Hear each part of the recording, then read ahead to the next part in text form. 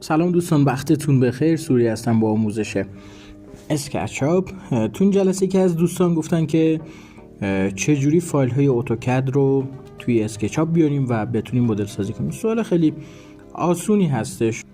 میریم برای ادامه کار. بچه ها میرین توی سربرگ فایل گزینه ایمپورت رو میزنید و میرید اون فایل اتوکد رو پیدا میکنید، کلیک میکنید، انتخابش میکنید و میایید سمت راست گوشه پایین نوشته ایمپورت، گزینه ایمپورت رو میزنید و اتوکد وارد صحنه میشه. خب به این شکل من میام کلش رو انتخاب میکنم و دیوارهایی که میخوام مثلا اون ارتفاع مورد نظرم بیاد بالا میام کلش رو انتخاب میکنم. از پلاگین مکفیس استفاده میکنم تا تشکیل سطح بده و با پلاگین پوش پول یا ابزار پوش پول پیش‌فرض میام اون عدد رو وارد میکنم. بر فرض مثال دیوارهای من 3 متر است، عدد 3 اینتر میکنم، توی حافظه ذخیره شد عدد 3.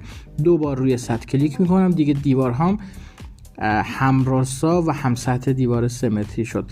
بچه‌ها میتونید آموزش ها رو توی پیج من داشته باشید، اسکچاپ ویره 5 و یا کابینت اسکچاپ رو میتونید داشته باشید. از آموزش و پکیج های ما استفاده کنید. پشتیبانی به صورت مستقیم با من هست. پیج من رو داشته باشید، فالو کنید.